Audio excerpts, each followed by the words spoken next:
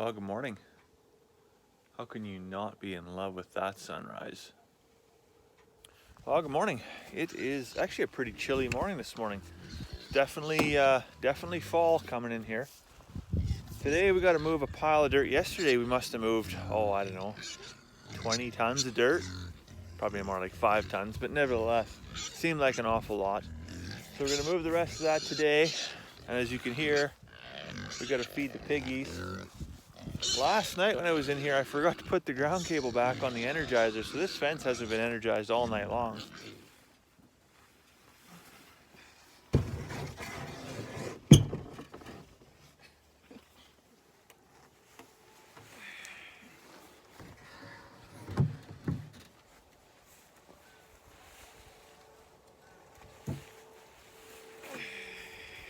Okay, so I'm just over here by the house. We are putting up some, well, they're not flower beds, but they're, railroad ties. I'm not sure what we're gonna put in there yet.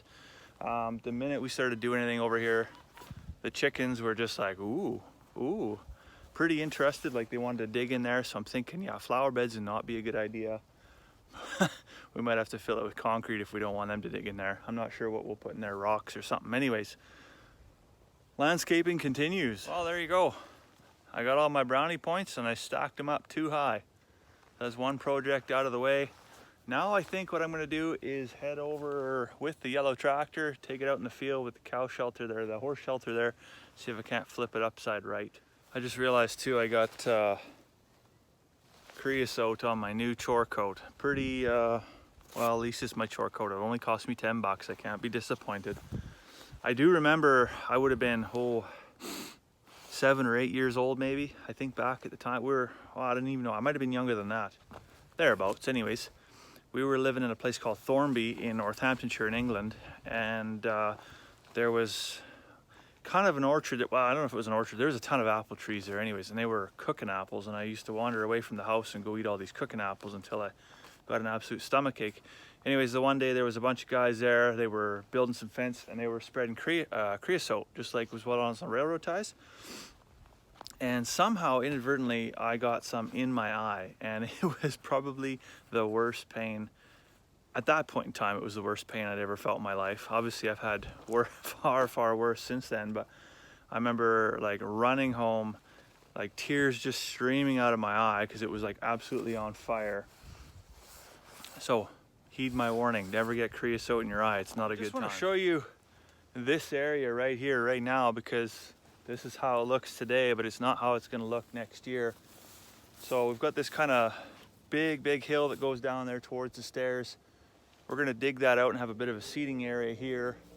We've got to level off this dirt pile some, and then this is all going to get covered in plastic, and then the rock garden's going to go in here. This is Carmen's raised bed garden, so we had to put it over here. I'm hoping that the chickens stay out of here. That's one of the, I guess, the trade-offs on free-range chickens is they just go wherever they want, and they might end up eating your kale or your lettuce or whatever, your spinach, whatever you're growing. But yeah, hopefully we can have some fresh vegetables growing in here next summer. And then we hauled in a bunch of wood chips. This is just one of 3 loads that we hauled in. This stuff was 20 bucks a load from Ruxton Sawmill, so it's not terribly expensive, but not free either. But so we're gonna put that all between the rows here just to stop the grass growing up.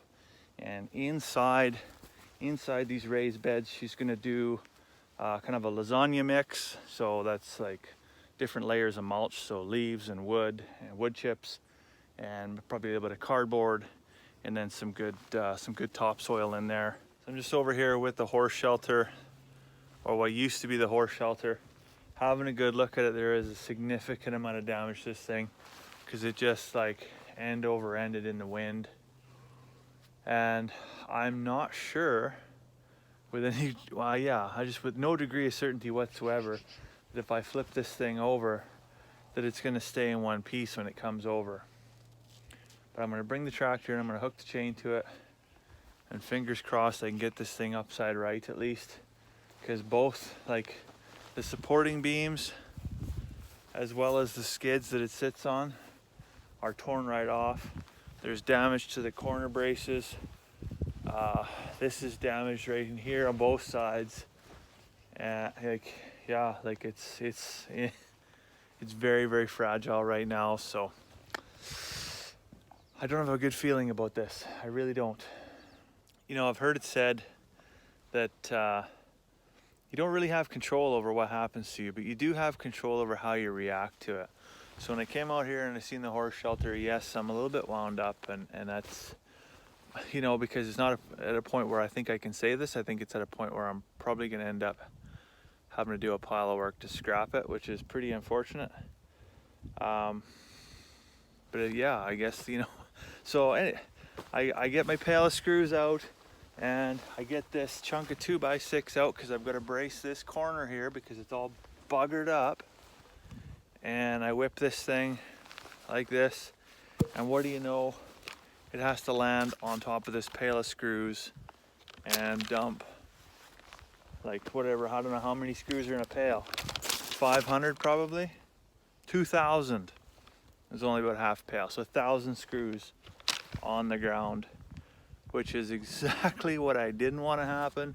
I didn't expect that to happen for sure. Anyways, control how you react to it. Calm down, breathe, come over here, pick up 1,000 screws, put them in a different bucket, and we'll carry on.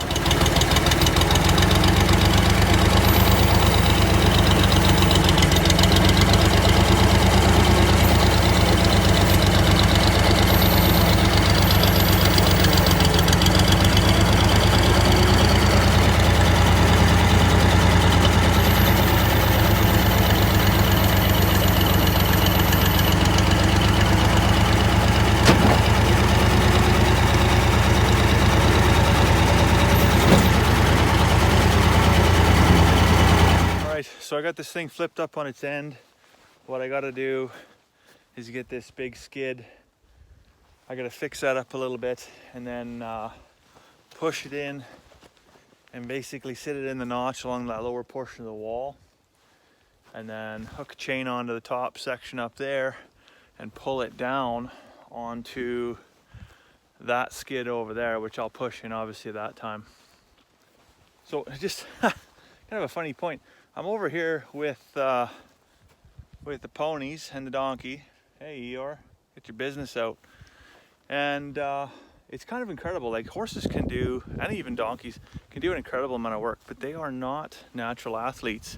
The athleticism in the equine world is entirely by human intervention, because these guys, like, they'll come in this field. This is a big field they're in here. It's a big, big field. They got tons of food, lots of room for exercise, but they'll choose the food over the exercise. It's like a smorgasbord, right? You go in there, maybe, you know, the average person, 2 plates, maybe 3 if you're ambitious. You're like, oh, I'm done. Horses, no. They don't even go back to the table. They just sit up there at the steam trays, and they just snack all day long. Even when we put them in this little pen here with what I thought was no grass, they still find morsels to munch on. So Gussie there, where's Gus? Yeah, back here. He just looks like a 4-legged barrel. Okay, so the bottom beam's just about on. Just gotta pull the tractor back, skid that in, put that upward strut in, and then it's time to flip it over. And time again, it's 1:30. I better hurry here. We got pictures this afternoon, like family pictures. We're actually having like a professional photographer take our family picture. I'm pretty nervous about this because I don't know if you noticed, but I'm not exactly Ricky Martin. So, probably an hour and a half now. And we're at the moment of truth. We got the chain hooked up to, what do they call those? Roof beams, ceiling joists? I'm not really sure. Anyways, hopefully something sturdy enough that when I pull it over, it doesn't just end up in a million pieces. So let's see how this goes. So I got the horse shelter facing upside right. It's all back together. Skids are under it. Beams are all attached. It's a pretty hurting unit here, actually. I think I'm going to make this thing face east so that, again, it's out of the predominant wind from the southwest. It'll kind of shelter the horses from that. And yeah, if this thing flips over one more time, like, it's done. It'll just be a pile of sticks and buckled up tin. So, well, there you have it. It's tattered and torn and beat up, but it's there. It's out of the wind.